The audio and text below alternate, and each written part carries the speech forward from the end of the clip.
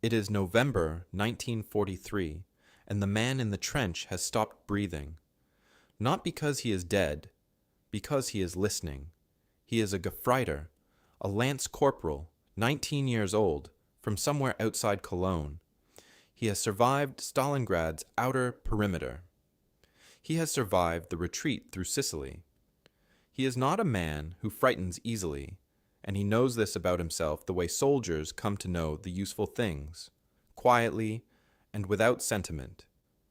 He is posted at a forward listening position in the Apennine foothills, 50 meters ahead of the main German line, in a scrape of earth that smells of wet chalk and other men's fear. It is 200 hours. The fog has come down off the mountains the way it does in Italy in winter, thick and physical, the kind of fog you feel against your skin, and there is a sound. He cannot say what it is. That is the problem. His brain runs through its inventory of known sounds and comes back empty. It is not the scrape of British boots on gravel. It is not the metallic whisper of a wire being cut. It is not breathing, not a cough, not the soft percussion of a knee against wet earth. It is something at the very edge of audible, a sound that might be a sound or might be the fog itself pressing against his eardrums. He turns his head. The sound does not move. It does not repeat. It simply exists for a moment, and then it does not exist. He tells himself it was nothing.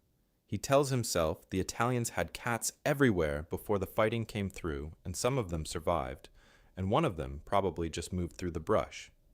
By the time you hear them, it is already over. In the morning, they found him. Throat cut, rifle still slung across his back. His hand was on his whistle. He had not blown it. Whatever he heard or didn't hear, the action was already inside his reaction time before he processed what was happening. The NCO who filed the report was an experienced man, a Feldwebel who had written hundreds of contact reports. He used standard language for everything: caliber, direction, number of rounds, estimated enemy strength. For this one, he used one word: Gurkhas. This is the story the Wehrmacht never wanted to write down.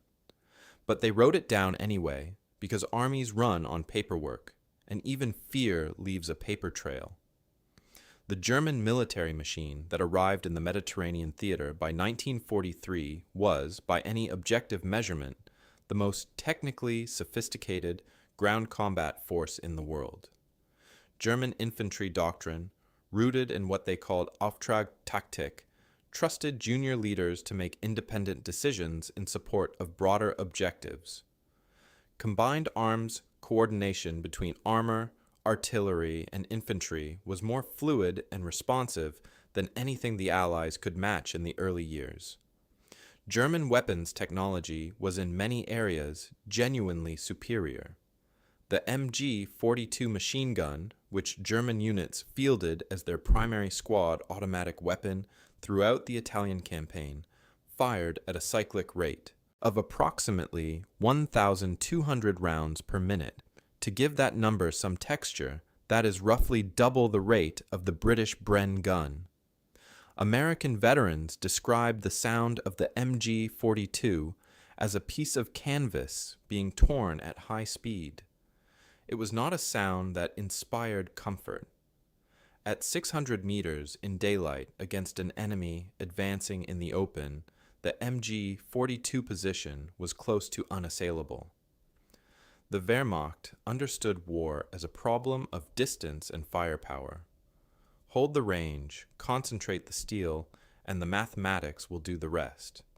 This was not arrogance, it was a doctrine built on genuine battlefield success. And it worked, consistently and lethally, against every conventional opponent they faced. The Gurkhas were not a conventional opponent. When German intelligence officers in North Africa first began pulling threads on British Indian Army formations, they were working with a framework designed to categorize British infantry. The Gurkhas broke that framework immediately and completely. They were shorter in stature than British or Commonwealth troops, which threw off visual identification at distance. Their uniforms bore regimental insignia that Wehrmacht intelligence databases had no reference for. The language spoken among them, a Khaz dialect of Nepali, was recognized by none of the German or Italian interpreters attached to Axis intelligence units. This sounds like a small thing. It was not.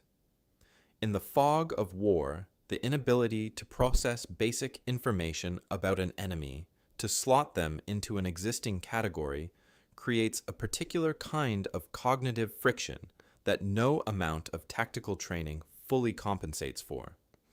But the intelligence failure that mattered most was not about insignia or language. It was about the casualty patterns.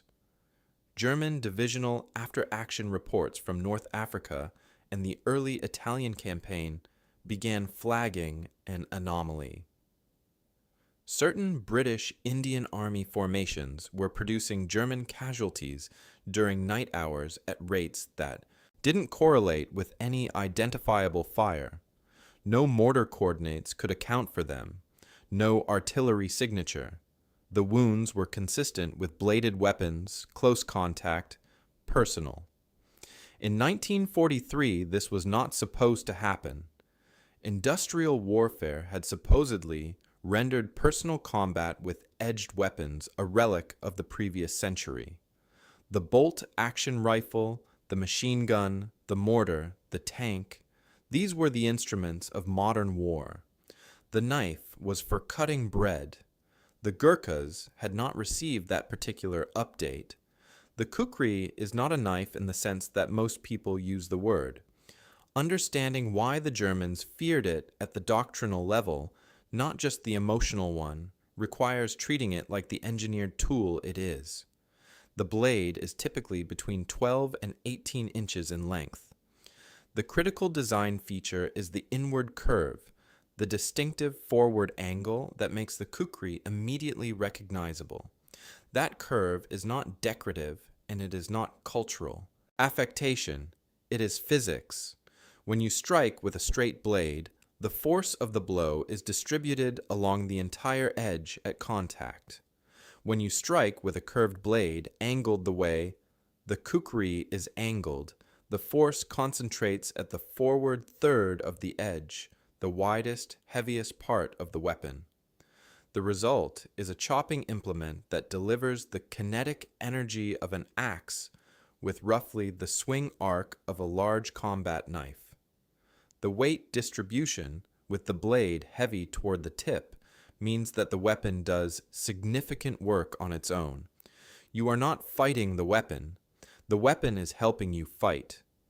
Now compare this to the German bayonet, the standard issue S84/98 that bayonet-equipped German infantry carried on the Kar 98K rifle.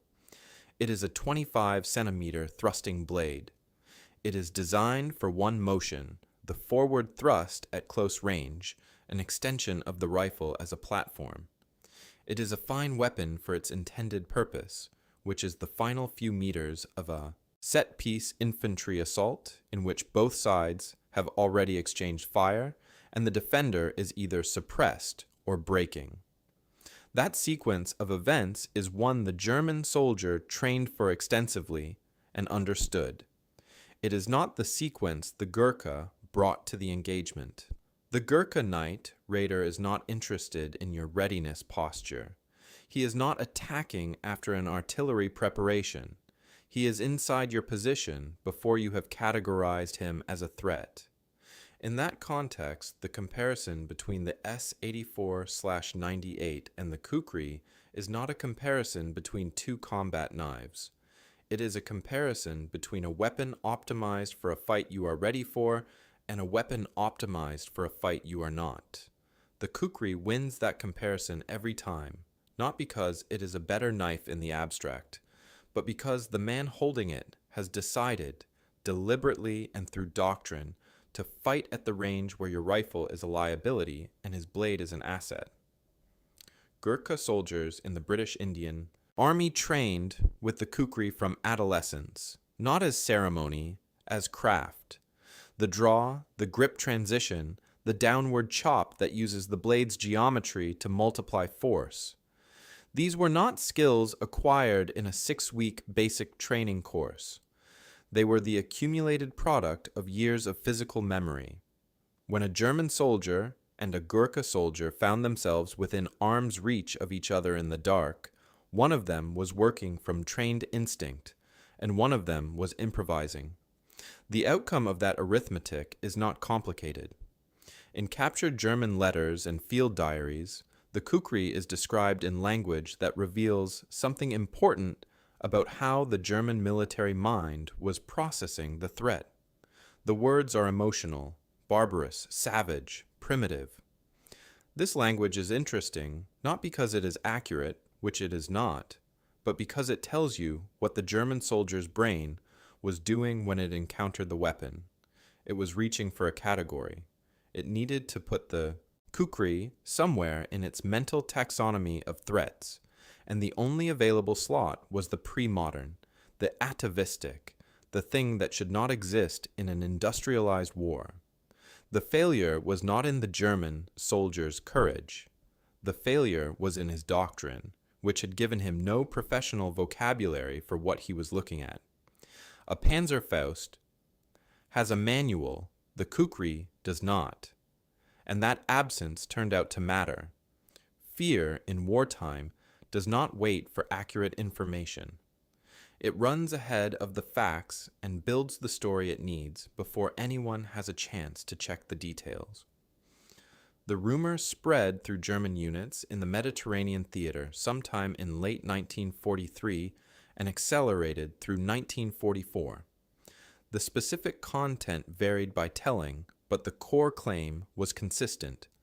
Gurkha, soldiers collected trophies from their kills. The version most commonly repeated in German accounts described ears strung on cord. The version varied in its details, but was uniform in its emotional function. Whether it was true, and the historical record on this point is genuinely murky, it did not matter in the way that military planners might wish it mattered. What mattered is what the rumor did. It traveled faster than any official intelligence bulletin. It crossed unit boundaries. It preceded the Gurkhas into positions they had not yet attacked. By the time a German unit was rotated into a sector where Gurkha formations were operating, many of those soldiers had already spent days or weeks hearing this story from men who heard it from other men who heard it from someone who said he saw it himself. The psychological preparation for fighting an ordinary opponent had already been poisoned. The Gurkhas had not yet appeared, and they were already winning a portion of the battle. Military theorists have a name for what this describes. The concept is the force multiplier, the idea that some assets produce effects beyond their direct physical contribution to a fight. Atrocity mythology functions as a force multiplier when it is aimed at an audience predisposed by training and experience to believe that such things are possible. German soldiers who had been rotating through the Italian front for months, sleeping in waterlogged positions in the Apennine clay, watching their unit strength erode from artillery and cold and disease, were not in a psychological state that filtered rumors carefully. They received the story of the ear trophies, and they passed it on, and each retelling added a layer of texture, and by the time it had made 3 or 4 iterations through a regiment, it had the weight of witnessed fact. The British Army did not need a press office for this. The German soldiers did the psychological work entirely themselves. What is worth acknowledging, because intellectual honesty demands it, is that this mechanism was not unique to one side. German propaganda made systematic use of exactly the same technique against Allied colonial troops throughout the war, generating atrocity mythology designed to make those troops seem less than human and therefore easier to kill. Fear is not a fair witness, and it does not choose sides based on virtue. It goes where it is sent, and both sides sent it. Now we come to the document. The phrase, "shoot the Gurkhas first," did not emerge from a formal high command order stamped and filed in some archive in Berlin. The historical picture is more textured than that and more interesting. What the evidence shows, drawn from post-war interrogations of German officers, captured unit operational orders, and the accounts of veterans from both sides, is the emergence of a standing operational instruction that circulated through experienced German NCO networks in the Mediterranean theater, with the weight of command doctrine, even though it never formally achieved that status. The content of the instruction was specific, and its internal logic was impeccable. If your unit is holding a defensive position and it comes under assault from a formation that includes Gurkha soldiers, those soldiers are your priority targets. They are engaged at maximum range, and under no circumstances are they permitted to close within approximately 10 yards of your position. Beyond that distance, your rifle is an advantage. Inside that distance, it is not. Read that carefully, because buried inside that standing order is the most honest military assessment the Wehrmacht ever produced about a specific category of opponent. German tactical doctrine was built on the premise that the side with superior range and firepower dominates the engagement. The MG-42 at 600 meters is God. The KAR-98K at 300 meters in daylight is a reliable instrument of death. The document acknowledges, with cold specificity, that there exists a distance at which all of that stops being true. 10 yards, 9 meters. The space between two cars parked on a suburban street. Inside that distance, the most sophisticated infantry force in Europe had issued what amounted to an admission: we cannot guarantee the outcome. Let us look at the mathematics the directive is implicitly describing. A Gurkha soldier in peak physical condition, covering 10 yards at a sprint, crosses that distance in roughly 1.5 to 2 seconds. A German soldier holding a KAR-98K, raising the weapon from a ready position to target acquisition, accounting for the physiological effects of combat stress on fine motor control and reaction time, requires a minimum of 1.5 seconds to fire a reliable shot. That is the best-case scenario. It assumes the German soldier has already identified the threat, already acquired the sight picture, and is executing from a position of readiness, under the conditions of a Gurkha night infiltration, where the contact is at close range in darkness, after the sentry has already been deceived about the nature of what he is hearing. The realistic fire-to-effect time is considerably longer. The directive is not a statement of fear, it is a statement of physics. The Germans wrote the survival manual in blood because the physics gave them no other option. By the time you hear them, it is already over. The German defensive architecture in Italy was a masterpiece of engineering applied to geography.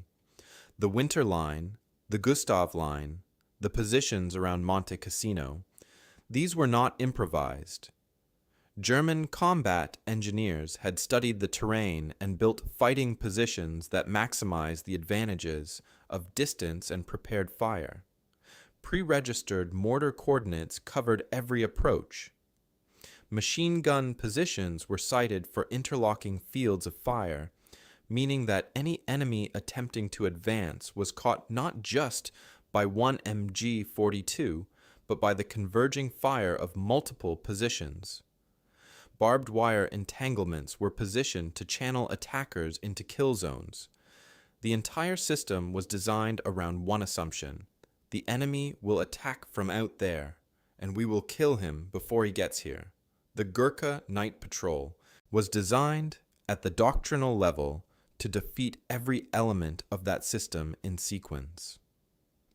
Movement in darkness is the first layer. Gurkha soldiers trained for low-light infiltration with the same seriousness that German engineers applied to defensive construction. The approach was deliberate and slow, using dead ground, the folds and gullies in terrain that interrupted line of sight, to move without presenting a visible target. The Apennine Mountains provided an abundance of dead ground. The terrain is fractured and vertical, full of draws and ravines and limestone outcroppings that a skilled soldier can use to approach within very close range of a defended position without ever appearing in a sightline. Wire obstacles were defeated by feel. A soldier trained to cut barbed wire in darkness without making sound is performing a skill that takes months to develop and requires the suppression of every instinct that the body generates when it is moving slowly through an obstacle in enemy-controlled ground. The instinct is to hurry. The training is to not hurry, to breathe, to feel the wire before you touch it, to make the cut in the one place where it will produce the least vibration through the rest of the obstacle. Sentries were isolated by the same patience. The Gurkha patrol was not looking for a firefight. It was specifically, deliberately, and at the doctrinal level designed to avoid a firefight until the geometry of the situation made a firefight unnecessary. The goal was proximity. Every element of the infiltration doctrine was engineered to get inside the distance where German technology stopped being an advantage. The MG-42 at 10 yards is not meaningfully different from a Kar 98K at 10 yards. At 10 yards, in darkness, what matters is who knew they were in a fight first. The Germans knew. They wrote it down. Shoot them first, because if you don't, you won't get a second chance. Monte Cassino, winter into spring, 1944. The monastery on the hill had already been reduced to rubble by Allied bombing in February, and the rubble had turned out to be better cover for the German defenders than the intact building had been. The Leary Valley below was a landscape that photographers and painters avoided because it had no redeeming visual qualities.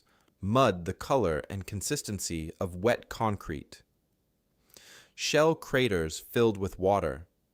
The detritus of months of fighting, equipment, and wire, and the frozen shapes of men who had not been recovered, distributed across a landscape that had no distinguishing features, except that every meter of it had been contested. Units of the 1st and 2nd Gurkha rifles operated in this terrain with a fluency that defied rational explanation to the German soldiers watching from their positions. The rubble of Cassino town and the slopes below the monastery were not a landscape. They were a three-dimensional maze without a map, and in darkness they became something that a healthy human imagination could not productively engage with. The German defenders had been in position for months. They knew their sector. They had walked it in daylight and memorized the reference points. At night, in the fog that settled into the valley and mixed with the dust of the destroyed town, they held their positions and they listened. There is a documented account drawn from the testimony of German veterans interviewed in the post-war years of a forward trench position in the Cassino sector that was found abandoned by morning. No assault had been recorded in the night logs, no sustained fire, no grenade exchange, no flares. The men had left. Their equipment was still there. Their rations were half eaten. They had taken their weapons and their coats, and they had walked back toward the main line in the dark, and when they were found, they said they heard something. They could not say what. Something that moved without quite making the sounds that movement should make. Something that was there and then was not there, and then was there again at a different point in the dark. It would be easy to dismiss this as cowardice, and many German officers of that period did exactly that. But that dismissal is intellectually insufficient. These were soldiers who had been holding contested ground under continuous Allied bombardment for weeks. Their morale had been tested in ways that would have broken less experienced units entirely. What they encountered in the dark was not a failure of courage. It was the specific, calibrated product of a form of psychological warfare that the Gurkhas had been running, intentionally or not, since the first rumors began moving through the German lines. The Gurkhas didn't break them with a charge. They broke them with presence. With the knowledge, resident in those men since the first stories reached them, that there were soldiers in the dark who were better at the dark than they were. That whatever sound they heard, however faint, however ambiguous, might be the last sound they processed before the geometry of the situation moved inside their reaction time. By the time you hear them, it is already over. In 1942, Adolf Hitler signed the Commando Order.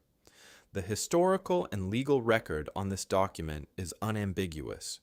It directed German forces to execute Allied commando and special operations personnel upon capture, regardless of whether they were in uniform. It was a war crime. German officers who implemented it were prosecuted at Nuremberg. These are facts without dispute. What is less often discussed is what the order reveals about the institutional psychology of the Wehrmacht at the command level.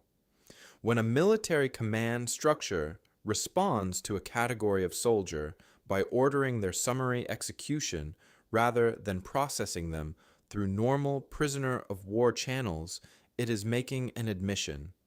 It is saying that these soldiers, once captured and alive, represent a problem that the normal system cannot handle. They are too capable, too dangerous. The information they might provide in interrogation is less valuable than the liability they represent as prisoners who might escape, who might communicate, who might do something unpredictable and lethal even in captivity. Gurkha soldiers featured in the formations that the Commando Order was most directly aimed at, including the Chindits under Ord Wingate, who operated in Japanese-held Burma in long-range penetration missions that put small units hundreds of miles behind enemy lines for months at a time. The Commando Order was the Wehrmacht's institutional confession that it had encountered a category of soldier for which its existing doctrine, its existing prisoner handling procedures, its existing threat assessment framework was structurally inadequate. The moral weight of this is real, and it should be named clearly. The order was used to execute Allied soldiers, including men who died not in combat, but as prisoners after they had been rendered helpless. The fear was genuine, that the response was criminal. Both things are simultaneously true, and military history that does not hold both things in the same frame is not doing its job. Pull back from the individual trench, from the individual patrol, from the abandoned ration tin and the half-eaten bread, and look at what this story describes at the level of military theory. The German Wehrmacht was built on the conviction that modern warfare was a problem of industrial application. Mass, firepower, combined arms coordination, technological superiority, these were the variables that determined outcomes. The MG-42 that fired 1,200 rounds per minute was not just a weapon, it was a philosophical statement about how war worked. The Tiger tank that could reliably kill at 2 kilometers was not just armor. It was the conclusion of a doctrinal argument about the relationship between distance and dominance. The entire edifice of German tactical thinking rested on the premise that the side which could project lethal force at greater range would, in the long run, prevail. The Gurkhas did not share this premise. They had not been consulted in its formation, and they were not interested in its conclusions. What they brought to the fight was a different argument entirely, that there exists a range at which all of the above stops mattering, and that a sufficiently skilled and disciplined soldier can get to that range without ever giving the industrial killing machine a clean shot at him. The directive that circulated through German units, the standing order to engage Gurkha soldiers at maximum range, and never under any circumstances permit them to close, is the clearest possible evidence that at the command level, German officers understood this argument and had no answer to it. The most sophisticated ground combat force in European history had to issue a standing order about a man with a curved knife. Sit with that for a moment.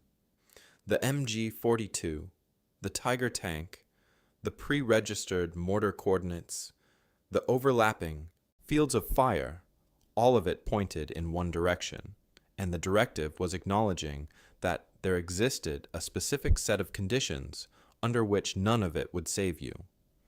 The Clausewitzian concept of friction, the idea that war resists rational planning because reality is always more complicated and more chaotic than any plan anticipates, usually refers to logistics failures, weather, communication breakdowns, the 10,000 ways that a perfect plan fails on contact with a real enemy. The Gurkha problem is a different kind of friction. It is the friction that results when two military traditions built on entirely different premises about the nature of human violence collide in the same trench at 2 a.m. The German tradition said, project force at distance and let the physics handle the rest. The Gurkha tradition said, get close enough that their physics no longer applies, and then let yours. The physics of the Kukri is not complicated. The force concentrates at the forward third of the blade. The downward stroke delivers more energy than the geometry of the swing would suggest. It takes approximately 2 seconds to cross 10 yards at a sprint. These are facts that exist outside any system of military doctrine or national mythology. They are just the numbers. And the numbers, in the end, were what the Germans were actually afraid of. Return to the trench. Return to November 1943 and the Gefreiter from outside Cologne who has stopped breathing. He does not know that somewhere in a divisional operations section, a Feldwebel has already drafted a standing instruction that will circulate through experienced NCO networks across the sector. He does not know that the instruction will be read and reread and passed on in the shorthand of men who have already learned from the casualties of other men. He does not know any of this because the instruction exists because of men like him, because of the reports filed after mornings when the forward positions yielded bodies that made no sense, because fear, when it is specific enough and consistent enough, eventually becomes doctrine. The captured directive, the standing order that the Germans wrote not in one document, but in the accumulated paper of 100 after-action reports and 100 more casualty notifications, says something that no quantity of armor plate or artillery shells could unsay. There are forms of human capability that technology cannot outrange. The Wehrmacht built a war machine to fight other war machines, optimized every component for the premise that distance and firepower were the fundamental variables of modern combat, and then encountered an opponent who had decided, at the level of cultural and martial tradition, to operate in the dimension where that premise did not hold. The Gurkhas were not primitive. The Kukri is not a weapon out of time. It is a weapon optimized for a specific range and a specific set of conditions, carried by soldiers trained since youth to create exactly those conditions. The German military mind, for all its genuine sophistication, had decided that dimension of warfare was obsolete. The trench positions in the Apennine fog, the abandoned ration tins at Monte Cassino, the one-word reports filed by NCO